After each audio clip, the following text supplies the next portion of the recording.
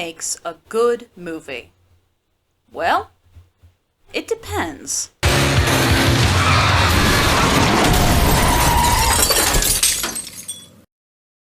Kamikaze Girls was originally released in 2004 under the name Shimotsuma Monogatari, Yankee-chan and Rorita-chan. Based on a light novel of the same name, it was adapted by director Nakashima Tetsuya and came to America in 2006. It tells the story of Momoko, a single Lolita in the middle of rural Japan, and her quest to be as frilly as humanly possible up until her dying day. The product of a dysfunctional family life, Momoko is raised by her con artist father, who comes into money by selling knockoff merchandise. This disregard for morals and ethics transferred over to his daughter, who at no point in her life saw the problem with screwing over stupid people for money, or even telling her own mother to get lost.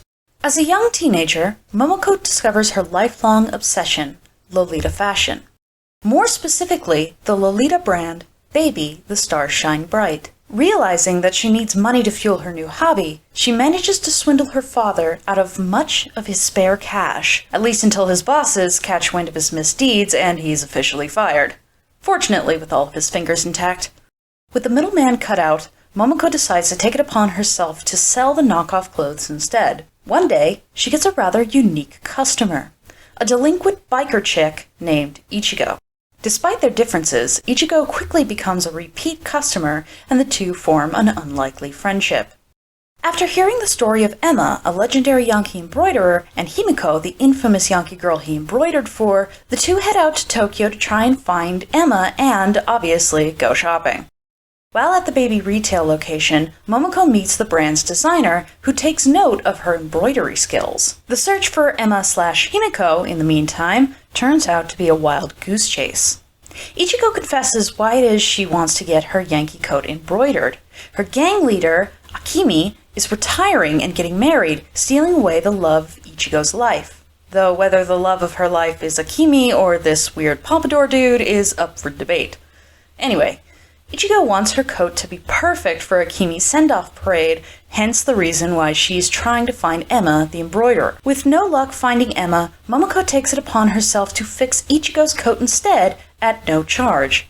She works tirelessly until the embroidery is finished, and Ichigo is floored by Momoko's skill. Ichigo finally says goodbye to Akimi and her soon-to-be husband, leading her to finally break down into tears. In an almost fan-fiction-like twist, Momoko is commissioned to embroider a dress for BTSSB. Although she's given an incredible opportunity, Momoko is hesitant to start, crippled by self-doubt for the first time in her life. After getting a pep talk from Ichigo, Momoko manages to finish the dress just in time to make the deadline. However, before she can leave, she overhears her father talk about how cruel and vicious biker girl gangs can be to those that leave their ranks unceremoniously. Anyone who tries to get out of the Yankee life without proper cause is met with a ritualistic beating. With the Baby deadline and Ichigo's retirement falling on the same day, Momoko has a choice to make: her love of Lolita fashion, or her closest and only friend. When Momoko calls the designer to explain that she won't be able to deliver on the deadline, she's given some altogether surprising advice.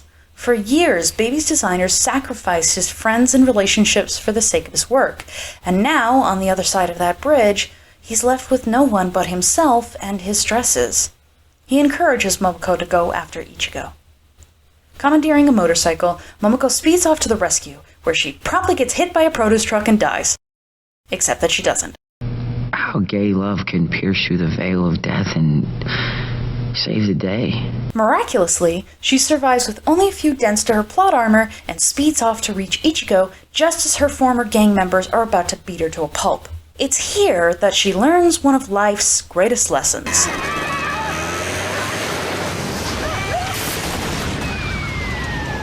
Don't wear white to a gang fight. Emboldened by Momoko's presence, Ichigo confronts Akimi's successor, Miko, about how lame the gangs have become under her rule. Miko claims that it was the famed Himiko who gave her the orders to unite the gangs despite their differences. During this confrontation, Ichigo reveals that she respects Momoko far more than any of her old gang, as Momoko doesn't follow orders blindly as they do. And that this is why Ichigo has planned to leave the Yankees for Momoko's company instead. But they're just They're just friends, guys. They're gal pals. Just gals, being pals.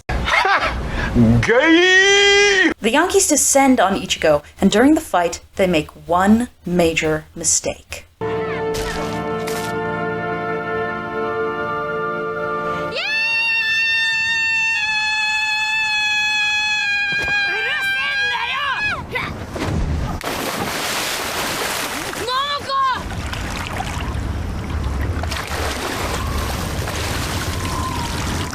You do not mess with the Lolita's brand.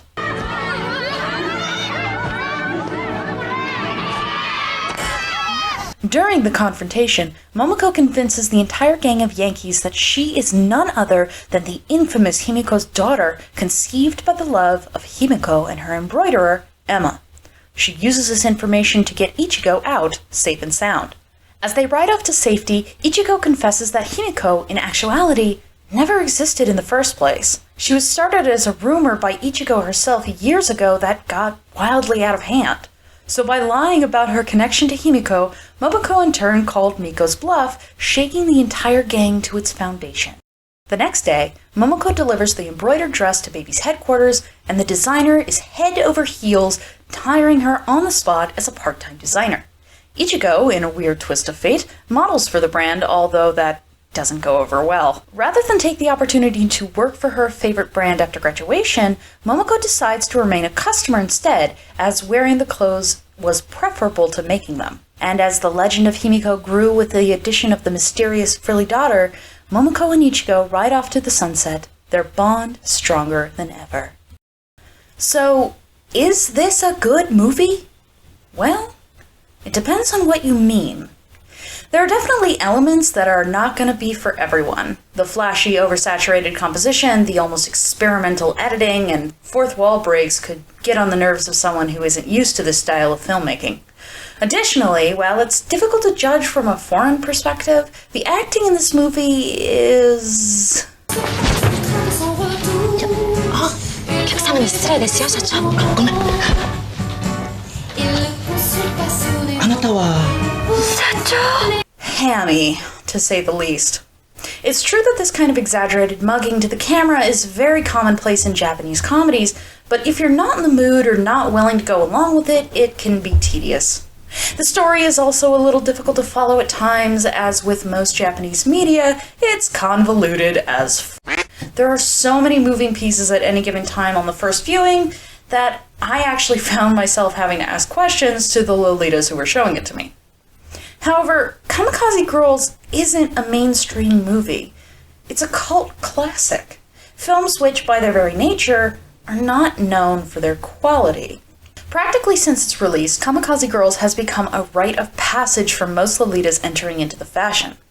It's also a lesbian litmus test, but we'll get into that. If you're in any kind of Lolita space and admit to have never seen this movie, you are met with shock and amazement, followed by a quick planning to sit down and watch the film. So as a cult classic, how does it hold up? The first and biggest hurdle for any movie introducing a niche concept is explaining it to the layman who may not understand the subculture you're representing. In this respect, Kamikaze Girls does a fantastic job in the first 5 minutes alone. When introduced to our central character, Momoko, the story leads us through a narrative of the superiority of Rococo, i.e. 18th century France, giving us the baseline for not only Momoko's ideals as a character, but the pillars of her most beloved hobby and why it's appealing. Lolita fashion is a way to wear elegant styles on a daily basis. For someone like Momoko, who was forced to move into the bumpkin countryside of Shimotsuma with people who don't understand and outwardly mock her for her aesthetic, it's escapism. Even if you don't understand what Lolita fashion is or why it exists, the movie makes it very clear that Momoko has expensive taste and she lives in a place that values bargain shopping and knockoffs. In my opinion, the dive into Lolita fashion in general is this movie's strongest virtue. While it does open the door to normies, it signals to the people who are already in the fashion that these filmmakers understand the subculture to a very clear degree. This makes it both accessible and exclusive in a way that not a lot of films can manage. But what about the characters themselves? As I mentioned before, the acting in this film is very much an acquired taste, and no one in this movie is really a good guy per se. Momoko, by her own admission, is shallow, vain, materialistic, and petty.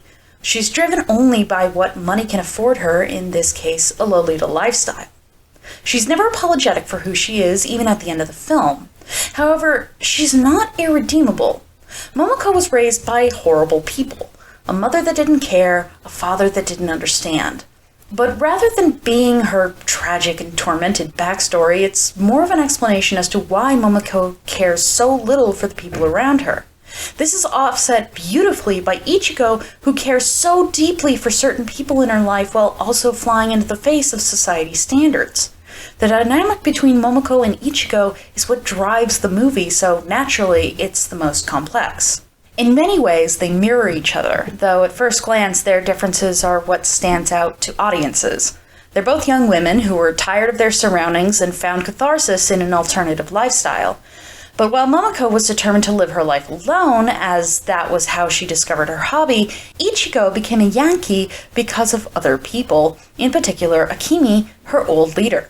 One is apathetic, and one is far too emotionally sensitive. And the more you look into which is which, the more you see just how deep this rabbit hole goes. See, while both of our protagonists are nonconformists, they express this in different ways. For Momoko, a departure from the status quo means embracing lavish dresses while keeping herself isolated from the bargain bin lifestyle. Many of her qualities, from her expensive tastes to her desire for elegance, paints her as a hyper-feminine character. Ichigo, by contrast, takes a far more aggressive stance at expressing her identity. Isolated by bullying, Ichigo decides to face the world with deep, sincere passion. Her materialism only extends to what is practical or sentimental, such as with the embroidery on her jacket. This presents Ichigo as an inherently masculine character to contrast with Momoko. Ergo, they are both two peas in a pod and polar opposites. This irony is showcased in their general demeanor. While you can make the argument that Ichigo's rage is traditionally a masculine trait, while Momoko's reservations could be seen as feminine, upon further analysis, I'd argue that the opposite is true. See, Momoko focuses on outer appearances and not being too attached. She attempts to distance herself from other people and behave separate from the rest of the world. For better or worse, this concept of being an island is not uncommon in toxic masculinity. The idea that you can't appear weak, afraid, or too emotional. By that token, Ichigo's passion stems from an attachment to Akemi to the point where she suffers true heartbreak.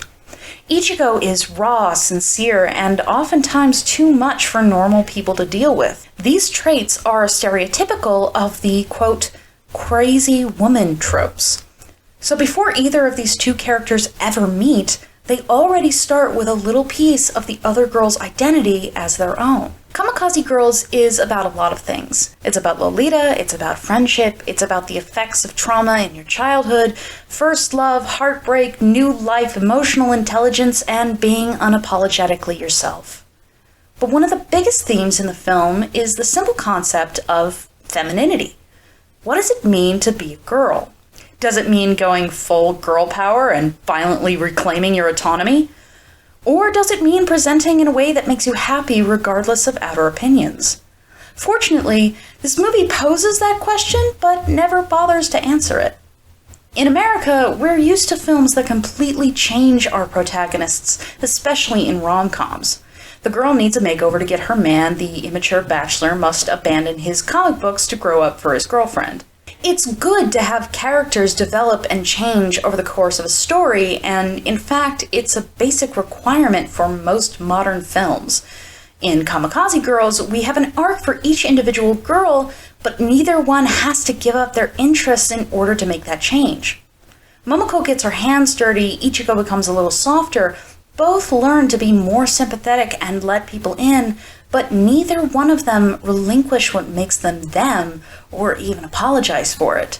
By doing so, it breaks the connection that most Westerners have between maturity and abandoning childish or unsophisticated hobbies or interests.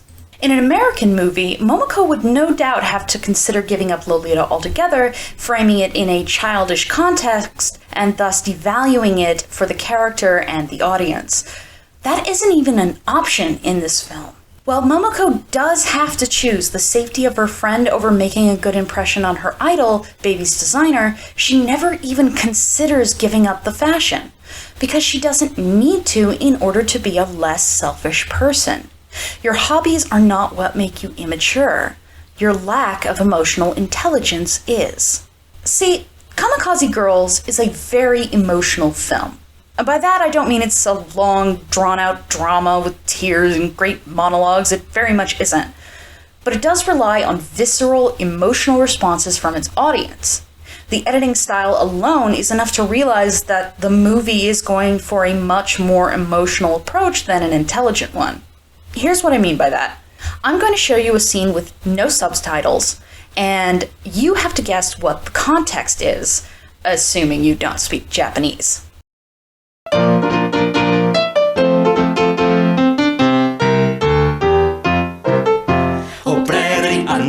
いちこは高校デビューでした。中学までは家が厳しいこともあってヤンキーになる勇気などなく、かといって勉強もできず、おまけに気が弱くってクラス全員にパシリをさせられるような女の子でした。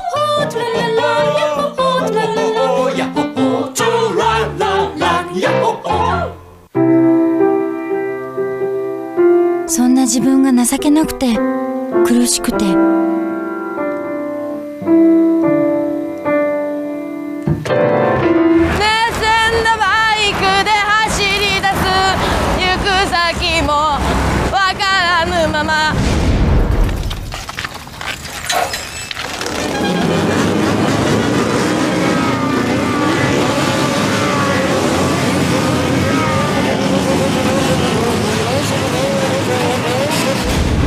その人が明美さんでした。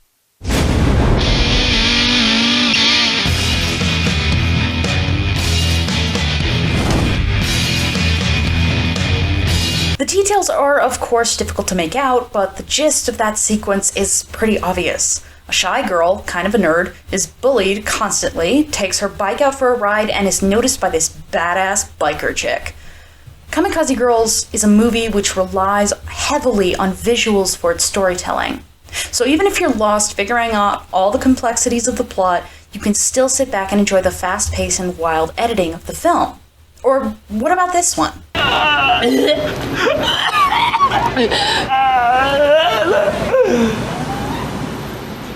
これが父と母の出会いでした。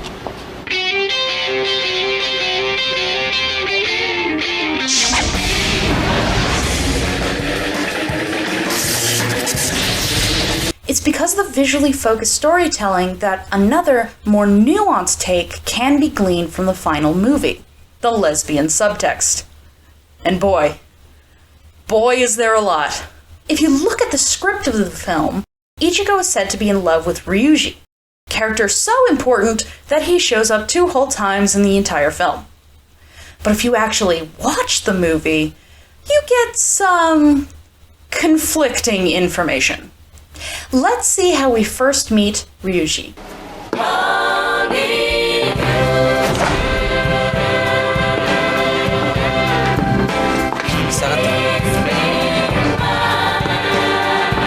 この子たちは何もやっちゃいねえよ。俺が見てた。リュウジ？あいつが一角獣のリュウジか。あは。たとえこの子たちが何かやらかしたとしても、Look at this guy. I mean, no, seriously, look at him. He's a goofy caricature of a cool Yankee biker. Everything about him is played for laughs. Look at that hair! And this is, according to the script, the moment that Ichigo falls in love for the first time. Yeah. Okay. Sure. Remind me, how did she meet Akemi again?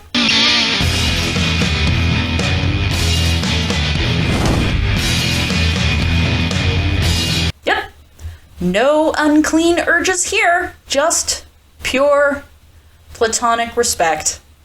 Okay, sarcasm aside, look at this. Look at the framing. Look at the slow, sexy walk. Jesus Christ. When she gets off her bike and fans out her hair, you actually see glitter come off of her in the background. Look me in the eye and tell me this is not some lesbian espionage. Lesbianage, if you will. That isn't even going into the relationship between Momoko and Ichigo. Sure, an argument exists that these two are just good friends, but considering that Momoko tanked her way through a car crash just to reach Ichigo's side, I'm gonna have to call you on that one, Haas. This movie is so gay. It's so gay, and it's fantastic. 95% of the characters are women, to the point where I don't think there's a single reverse Bechdel success. There are 3 principal characters who are male in this entire thing.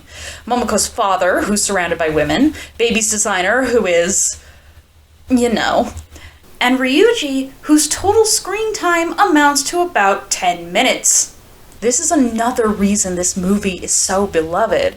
The Lolita community, at least as far as I've experienced it, has a reputation for attracting queer members. There are some meets where I don't think I saw a straight person for hours at a time.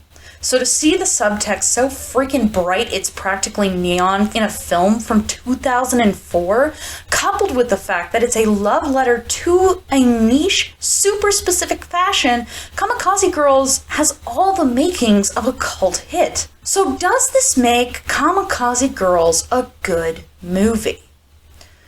Well, if put up against a standard American blockbuster, probably not. In spite of all of its strides to make the subject matter accessible to new audiences, if this was released worldwide, I don't think it would do amazing. Amazing for the budget, sure, but we wouldn't have an instant critically beloved screwball classic on our hands. But that's the thing.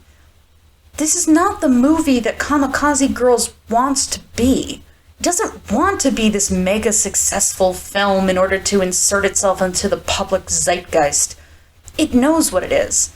A super campy, super schlocky, overacted time capsule for a very specific era in a very specific subculture. By those metrics, Kamikaze Girl delivers and continues to be a beloved watch for almost every Lolita fashion enthusiast, even decades later. If you haven't seen this movie and you're in the fashion, I highly recommend getting in touch with veterans of your communities to put together a watch party, even digitally. It's a really special event for new Lolitas and can definitely start you on an old school kick. Thanks, baby.